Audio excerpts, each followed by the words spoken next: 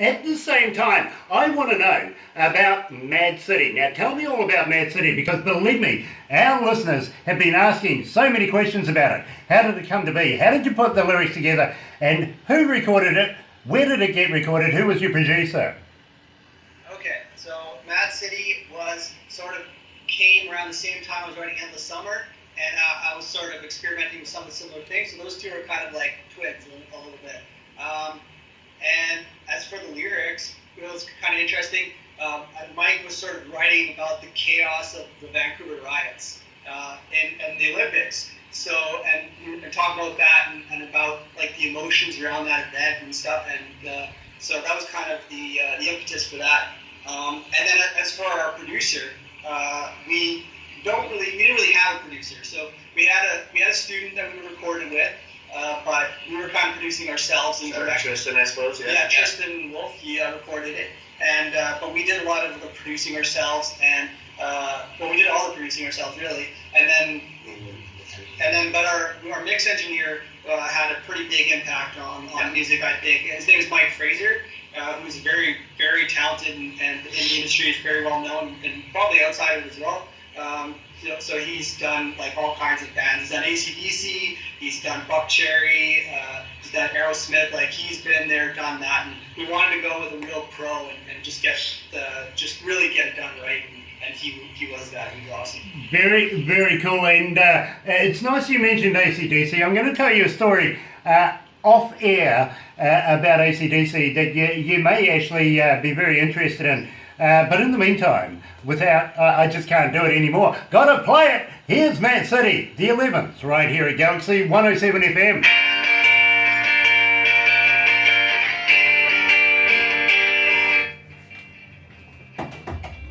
I hope you're enjoying it, guys. Brendan, just gone to the bathroom quick. Yeah, I have that. I kind of get that in people. Hey, one look at me, they're off. I'm going to ask you about basically when you do festivals and stuff like that. I've got one person here who asked me to ask you guys, before you go on stage, now let's set the scene. The crowd's out there, the band's on stage. Do you guys get the nerves? Do you get the butterflies just before you fire it up? I think you always get a little bit of that. For me, personally, I've been getting on stage for a long time since I was younger, so a lot of the real kind of nerves are gone at this point, but I think you always still get those butterflies, 5, 10, 15 minutes before the show. The waiting is the worst part before getting on stage for me, so I think I definitely still get a little bit of that. I'm different from him. I get lots of butterflies. Well, you see, that's different people. That's why the reaction to it, if you know what I mean. So I am going to ask you that because one of our listeners did want to know. But for me, I've got to be honest with you. I can perform in front of 20, 30, 130,000 people, no worries, you know what I mean? But if I have to perform in front of 20 people, that's when my bum goes tight. You know what I mean? Do you care about it? Yeah, well, smaller rooms. For 20,000 people, so I can't relate, but I can imagine that, after a while it just becomes this a kind of blur of people and less personal, right? Yeah, well, it's human wallpaper. Yeah, exactly. You know what I mean? I would like to use another paper word, but no, I wouldn't wipe it on it. I like the money. When you're gearing up for shows and stuff like that, do you take a lot of equipment with you, or do you have your festival goers supply back lines and stuff like that, or do you supply your own equipment? We supply our own equipment for the most part, but sometimes we use backline if it makes sense. So, often for bass, we use the bass amps. So, funnily enough, it seems that Troy's bass amp is very popular in backline. So we end up not having to use his because they have the exact same low. And then if we're not headlining, then we will use the headliner's drums. And if we are the headliners, then we will use our own drums. Which is nice too, because we've got the album artwork plastered right onto my kick drum. So it makes us look just even that little extra bit better. Yeah. Nice. The kick drums, the album. Let's go back to the desk because I'm going to ask you those questions, and Brendan's going to be left out because he didn't know what we were talking about. Meanie.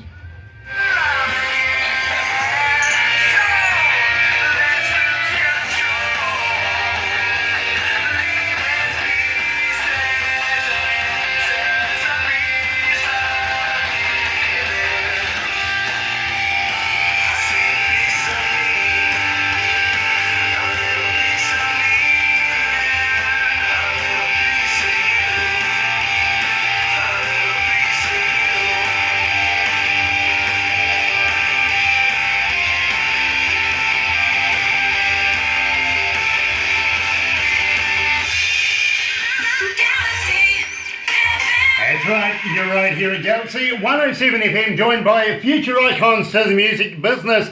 Of course, the 11's coming out of Vancouver, and it is an absolute pleasure to have them here this morning for us, this afternoon over there. And I really humbly got to thank you guys for taking the time out today to talk to us. And don't forget, give Mike a bit of stick. He's missed out, really has.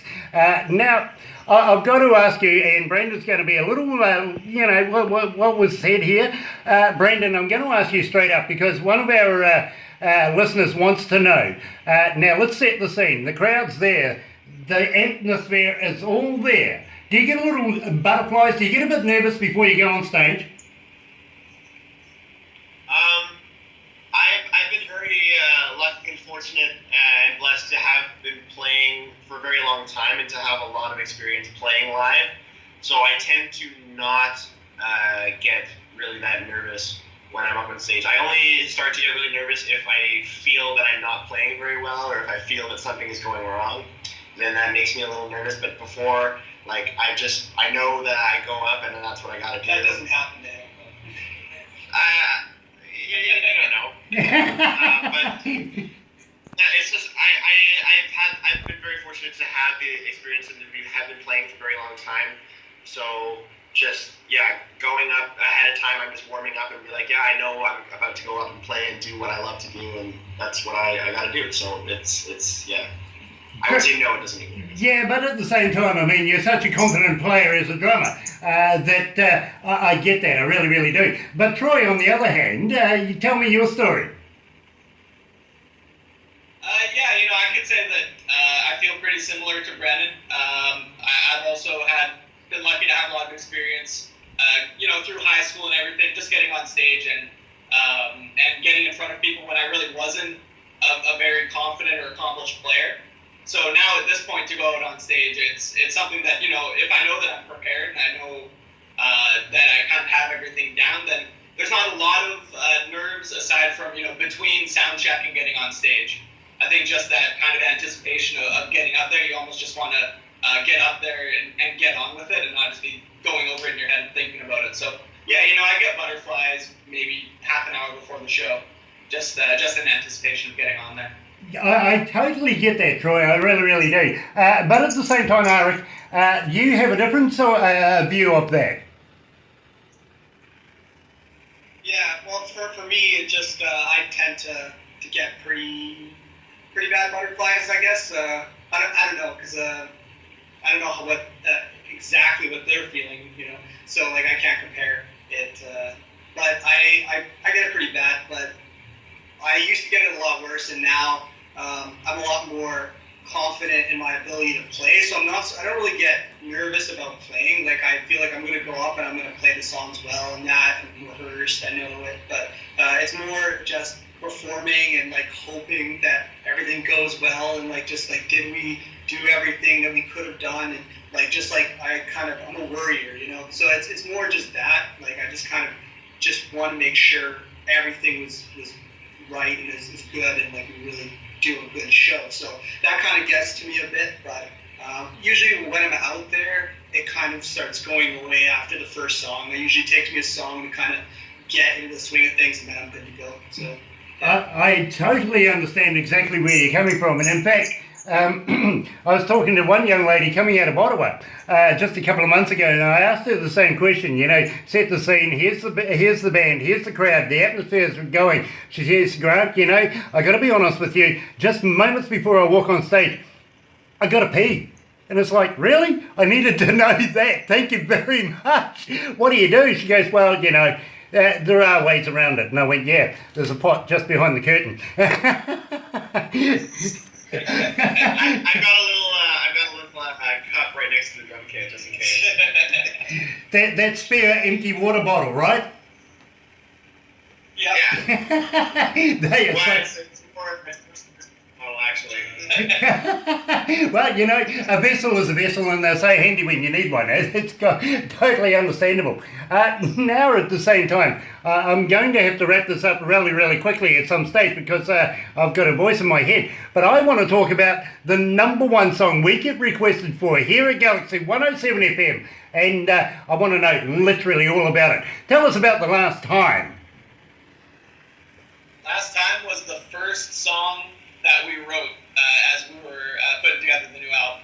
So it came together, we jammed it out and had the form written. It probably came together in terms of the composition within like a week or so. But then from there was a lot of going back and rewriting just because we wanted it to be the straight up, just kind of straight ahead, headbanger rock song that you can just kind of, you know, nod your head or go crazy to. So we just wanted to make sure that we really just pushed it as far as we could in that direction. Yeah, I think like most of the songs, there's a lot of refining that happened, but the general concept is actually done in like a day. Yeah, for the most part, like the riffs were there, and then it was just like, oh, you know, do we want to do like a bridge that's maybe a bit longer, a little shorter, you know, like little tweaks like that. But the riffs and the idea, and the feeling is all there. We are 100% perfectionists when it comes to writing tunes and actually like making them the best that they can possibly be.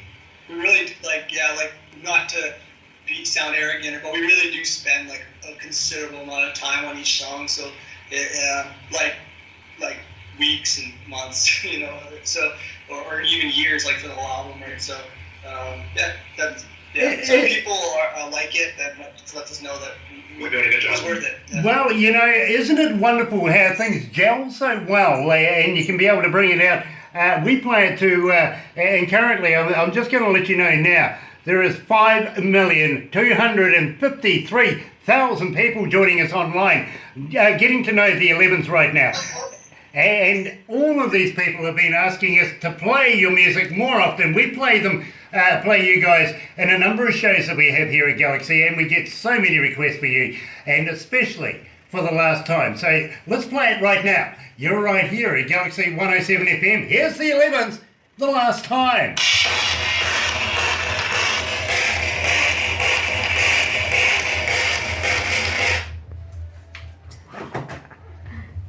I think Troy should be the drummer. Troy should be the drummer. Yeah, You the way reckon he's Troy should be? acting. Yeah. I don't think so. He's a he's a born bass player. What are you talking about, Gil? Come on. That's the reach to get across the head, though. Yeah. Well, we play all these instruments, but when we go listen to songs, or like even myself, listen to songs, and people do like their air drumming or their air guitar playing. I'm like air bass, basing all the time. Well, you know, I got to blame my mum for making me a drummer when I was younger, because she lit me with the pots and the spoons and all that sort of stuff. Yeah, But you know, my greatest drumsticks come out of K Fried. oh yeah. They're the best drumsticks ever. They really are. So what we're going to do now is we'll wrap this up, but please don't go anywhere, because I know Barbara's going to ask me to do a couple of very, very quick stingers with you guys, if that's okay. You know, just basically, hi, we are the 11th. You can find us in Galaxy Magazine or Galaxy Radio or Crank It Up Magazine. We'll do a couple, if you know what I mean.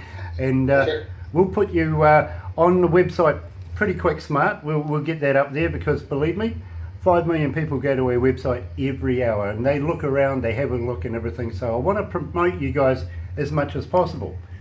What I haven't told you is we're also going to put you into Indie Garage, which is a segment in the magazine as well, which we're doing 6 chapters at the moment. Well, we're filming 6 parts of it at the moment. ready for another 6 very, very shortly, which is going to be on NBC TV. 85 million people will see it. So we want to try and keep the promotions for the 11s up as much as possible. We want to get behind you as much as possible. So we're doing our best, and if we can do some competition stuff, I'm excited. I really, really am. So let's go to the desk. Yeah. Like you sealed them or something.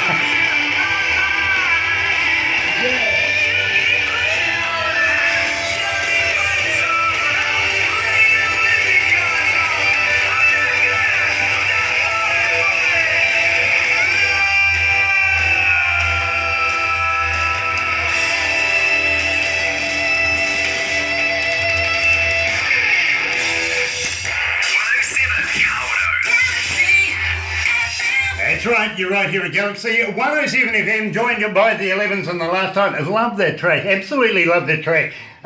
One of my favourites, but I can't say it is my favourite because we absolutely, I personally love that Maps to the Sky, to be honest with you. But in the meantime, we better wrap this up right now. I've got my production manager in my ear with me. But in the meantime, I've got to say thank you very, very much to you guys over in Vancouver for taking the time out to talk to me here in New Zealand today. Excuse me. And also thank Clyde Hill for putting you on to us, because believe me, a very hard-working manager you've got right there. At the same time, yes, we would love to have you guys down here down under. I think it is very viable to have you in front of not only New Zealand audiences, but Australians as well. And Barbara, being the manager of Aurora Entertainment, she will talk to you further about that as we go along in our careers. We want to be able to follow you guys as you go, and any new work that you have that you're coming out with in the future, we would certainly love to be able to premiere it here to our audiences. How do you feel about that? You'll be the first one we talk to, Grant. Yeah, absolutely. Yeah. Awesome. Thank you for all your and running us on your program, and thanks to Clyde as well. Yeah, we should be thanking you because without you promoting our stuff and without people like you getting our music out there, then we can't do anything, right? So yeah, we should be thanking you. No, it is absolutely my pleasure to meet such talented artists like yourselves. At the same time, we're going to have you on our website. We're also going to have you in Crank It Up magazine. We spoke about that. And also Indie Garage. Now, Indie Garage is very, very important because they're filming 6 episodes right now, looking at filming some more very, very shortly. And that's going through to NBC TV through John Rain and his contacts over there. 85 million people are going to be looking at this in the very, very near future, and we want to be able to put the 11s up there as much as possible. Not only that, we're going to and expect a phone call from a young lady called Brandy Rain. Now, she's the editor of the magazine, and she will probably want to know a little bit more about you, so please keep an eye out for her. She's a very important young lady, and she puts everything into words that I can't. Literally, I can talk till the cows come home, just can't write it down, to be quite honest. I'm useless at it. That's why I emulate anybody who can write songs. Really, that imagination is just precious. Keep doing that. But I've got to say to you guys, whatever you're doing right now, don't fix it. Stay with the formula you got. It is absolutely working blinder for you. And I think you guys are going to be huge in the future. I really, really do. So if you don't mind, we would love to be able to follow you guys through your careers. Yeah, for sure. I appreciate those kind words, for sure. Yeah.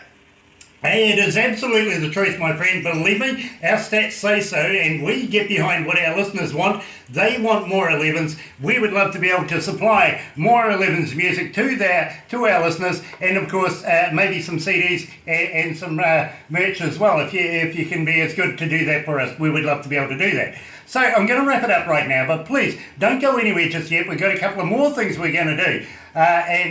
Oh, by the way, I've got to let you know too. Do you remember Solid Gold back in the day?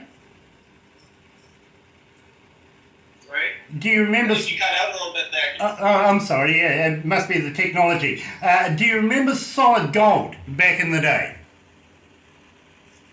Solid gold. Solid Gold. The old TV program, it had Dionne Warwick and Rick Dees on it. Used to do a bit of Motown stuff, R&B, stuff like that. Yeah, that rings a bell. I'm young and ignorant, but I think, yeah, you're ringing some bells now. Okay, well, those studios coming out of LA are currently owned by some friends of ours, and they've been continuing on doing that for some many years now through NBC as well. But they're looking to expand into other genres other than just R&B these days, which is really, really cool, because that opens the doors for us to be able to say, hey, listen, check these bands out.